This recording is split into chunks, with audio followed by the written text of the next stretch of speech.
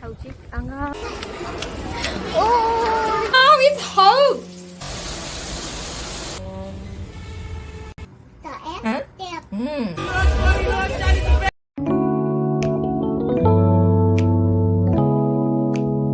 Hi ma'am, good morning.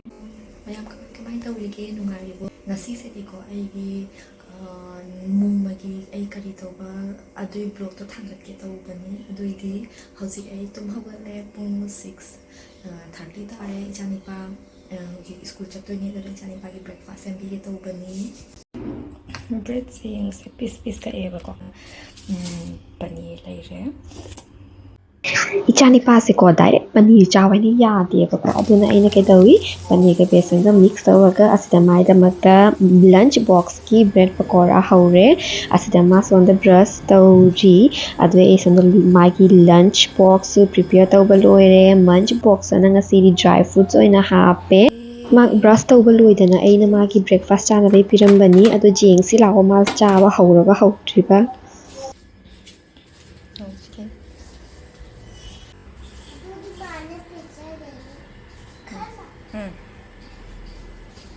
nang chakhala mo mama laking iru to ko loi re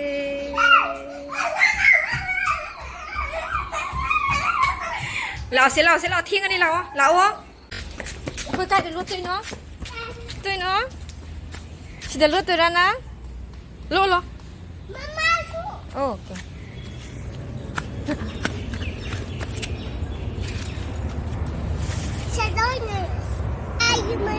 Gali maning dilot ke haila na chelo School se di ko mapa ga ai ga thili do akhoi ani di thok le e do mapa do lakri aduna ji ko mapa lakre ma lo lau ni mapa ga ko pick up to da bi chi ngu bang taw si school chak tri ma wang ga su ko se de li gi se sumai so ta on lai ga ding ga hak sana ho ta gi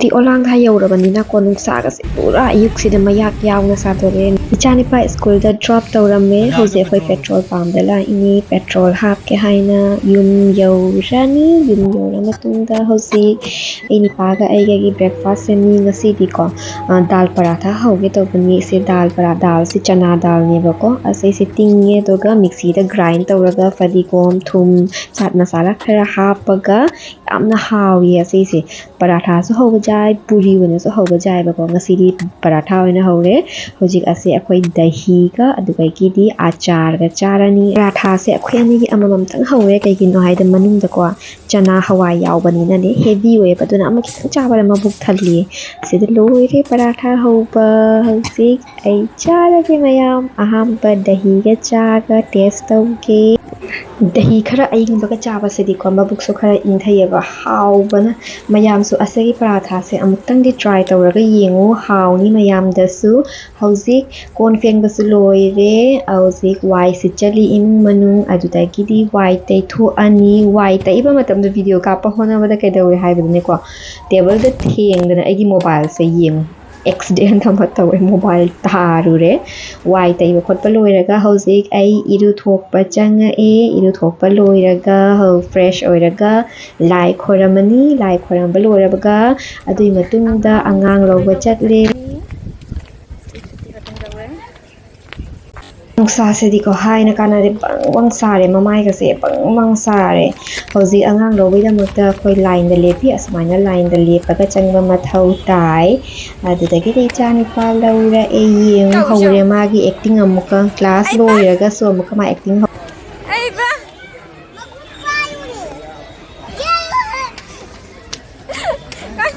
ngai ko ha oi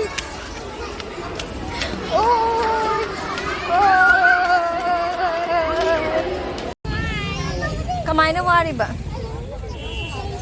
ha what is acting di oh Hujiki acting ni. Acting la hujikido. Ababi na thun. Nang wade natra? Wada bida nang mamada haijal lira. Ha? Jengu se mamada kari hai.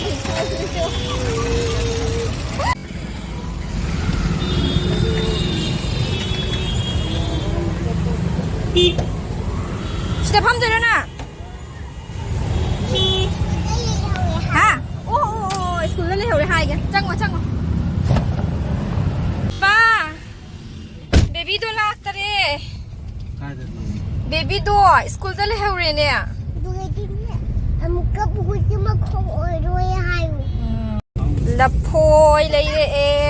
Kan ba super hero. Watermelon lai re e. Fresh kan ba super hero. Fresh कर Kai. Oh, खाली. Right hand में क्या है? ये क्या है? क्या है दिखाओ?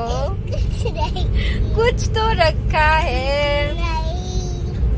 और टिफिन बॉक्स लंच बॉक्स खाली ꯌꯨꯝ ꯌꯧꯔꯦ ꯑꯗꯨꯗꯒꯤ ꯃꯄꯥ ꯃꯆꯥ ꯆꯪꯈ꯭ꯔꯦ ꯍꯧꯖꯤꯛ ꯑꯩ ꯗꯨꯀꯥꯟꯗ ꯆꯠꯂꯒ ꯄꯣꯠ ꯈꯔ ꯂꯩꯔꯨꯕꯅꯤ ꯁꯥꯃꯜꯂꯦ ꯍꯥꯏꯅ ꯑꯁꯤꯒꯤ ꯇꯔꯀꯥ ꯆꯥꯁꯦ ꯂꯩꯔꯛꯄꯅꯦꯕ ꯏꯪꯇꯛ ꯇꯧꯅ ꯑꯁꯦ ꯊꯛꯄꯁꯦ ꯃꯄꯨꯛꯀꯁꯦ ꯏꯪꯅ ꯏꯁꯥꯁꯦ ꯔꯤꯐ꯭ꯔꯦꯁ ꯑꯣꯏꯌꯦ ꯅꯨꯡꯉꯥꯏꯌꯦ ꯌꯥꯝꯅ ꯃꯄꯥ ꯃꯆꯥꯗꯤ ꯊꯋꯥꯏꯅ ꯌꯥꯗꯔꯦ ꯃꯣꯏ ꯄꯥꯝꯗꯦ ꯍꯥꯏ ꯑꯩꯅ ꯁꯣꯝꯗ ꯆꯥꯛ ꯊꯣꯡꯉꯦꯗꯤ ꯀꯔꯤꯗꯧꯕꯅꯣ ꯌꯦꯡꯉꯣ ꯍꯜꯛ ꯑꯣꯟꯕꯅꯦ ꯑꯗꯨ ꯃꯥꯏꯁꯦꯀꯣ ꯑꯩꯉꯣꯟꯗ ꯀꯤꯍꯟꯕ ꯂꯥꯛꯏꯅꯦꯕꯀꯣ ꯍꯧꯖꯤꯛ ꯑꯃꯨꯛ ꯌꯦꯡꯉꯣ ꯑꯥꯏꯔꯟ ꯃꯦꯟ ꯑꯣꯜꯂꯒ ꯂꯥꯛꯑꯦ ꯑꯗꯩ ꯀꯦꯞꯇꯦꯟ ꯃꯌꯥꯝ ꯑꯃꯦꯔꯤꯀꯥ ꯑꯃꯨꯛ ꯑꯣꯜꯂꯒ ꯂꯥꯛꯑꯅꯤ ꯑꯉꯥꯡꯁꯤꯡꯁꯦꯀꯣ ꯑꯗꯨꯝ ꯅꯣꯟ ꯁ꯭ꯇꯣꯞ ꯁꯥꯟꯅꯅ ꯂꯩꯕ ꯉꯝꯃꯤꯌꯦ ꯂꯟꯁꯇ ꯁꯣꯌꯥꯕꯤꯟ ꯑꯃ ꯊꯣꯡꯉꯦ ꯀꯥꯔꯣꯟ ꯑꯈꯥꯕꯤ ꯑꯃ ꯉꯧꯔꯦ ꯑꯗꯨꯒ ꯏꯔꯣꯝꯕ ꯑꯃ ꯇꯧꯔꯦ ꯏꯆꯥꯅꯤꯄꯥ ꯀꯥꯔꯣꯟ ꯑꯈꯥꯕꯤ ꯉꯧꯕꯁꯦ ꯌꯥꯝ ꯄꯥꯝꯃꯦꯕꯀꯣ ꯑꯗꯨꯅꯦ ꯃꯄꯥꯒꯤ ꯃꯈꯨꯠꯁꯦ ꯈꯔ ꯅꯥꯏꯌꯦꯅ ꯃꯥꯅ ꯌꯦꯡꯉꯣ ꯃꯄꯥꯒꯁꯦ ꯆꯥꯛꯀꯩ ꯏꯟꯕꯤꯔꯤꯁꯦ ꯃꯥꯏ ꯃꯈꯨꯠ ꯅꯥꯕꯗ ꯐꯅꯕꯒꯤ ꯍꯥꯏꯅ ꯍꯧꯖꯤꯛ ꯅꯨꯡꯊꯤꯟꯒꯤ ꯉꯥꯏꯍꯥꯛ ꯄꯣꯊꯥꯔ ꯃꯇꯨꯡꯗ ꯄ꯭ꯂꯥꯟꯇ ꯏꯁꯤꯡ ꯍꯩꯔꯤꯉꯩ ꯍꯧꯖꯤꯛ ꯄ꯭ꯂꯥꯟ ꯈꯔ ꯑꯗꯨꯝ ꯊꯥꯖꯕꯀꯣ ꯄꯥꯝꯖꯕ ꯈꯔ ꯒꯥꯔꯗꯦꯅꯤꯡ ꯇꯧꯕ ꯑꯁꯣꯝꯗꯁꯨꯀꯣ ꯅꯨꯡꯁꯤꯠꯅ ꯁꯤꯠꯀꯠꯂꯛꯑꯦ ꯌꯦꯡꯉꯣ ꯄꯨꯔꯥ ꯄꯥꯔꯛꯁꯦ ꯀꯪꯕꯁꯦ ꯎꯐꯨꯟꯅ ꯄꯥꯏꯗꯅ ꯂꯣꯏꯔꯦ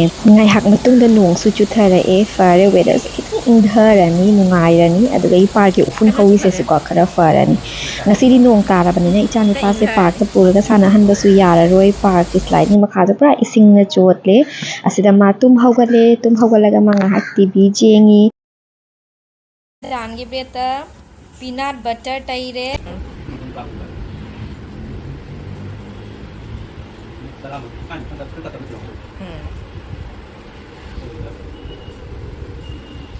हौजिक गांदोरए नुंसा सादोरए नोंगाक चुरमगा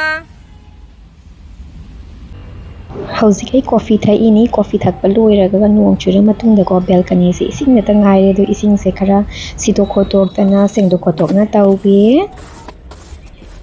नोंग तारा मतुंगदको लई पांबीसिंगसे मचुसिंगसे अतैसु गांधोरक्पा दुमाइना तौरे नोंग ताबा लोइरगी मंगानसे को पूरा क्लियर ओइना यामना फजेय से येंगो फजदरसे लैगसे इसिंगी ड्रॉप मचा सिदा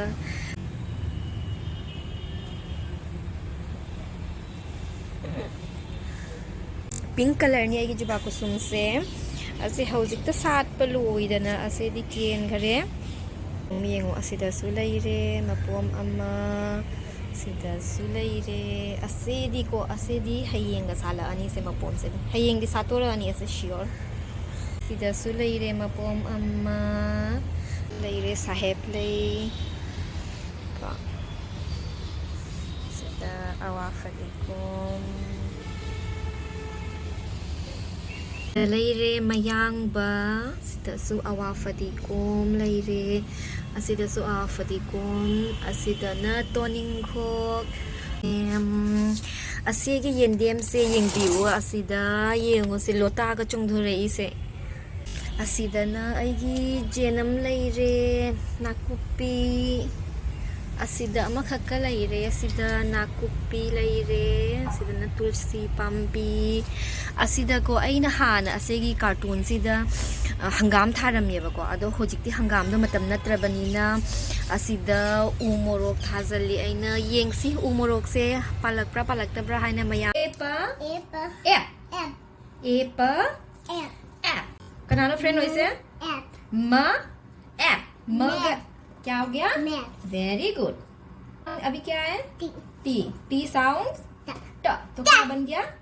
टैप। टैप मतलब क्या है? कम लेटर नो से है? एन साउंड्स न, तो क्या बन गया? हाँ, टैप। टैप लोरगा? हाँ, हाँ।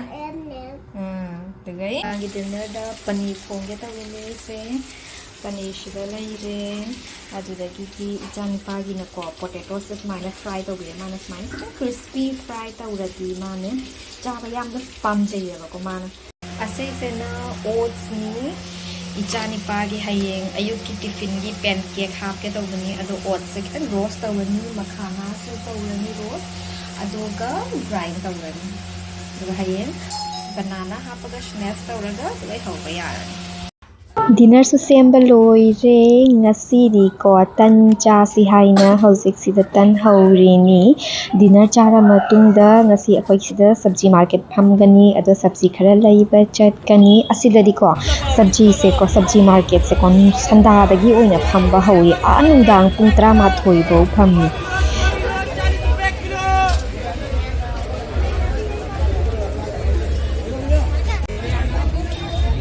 ये आम कैसे दिए? 100।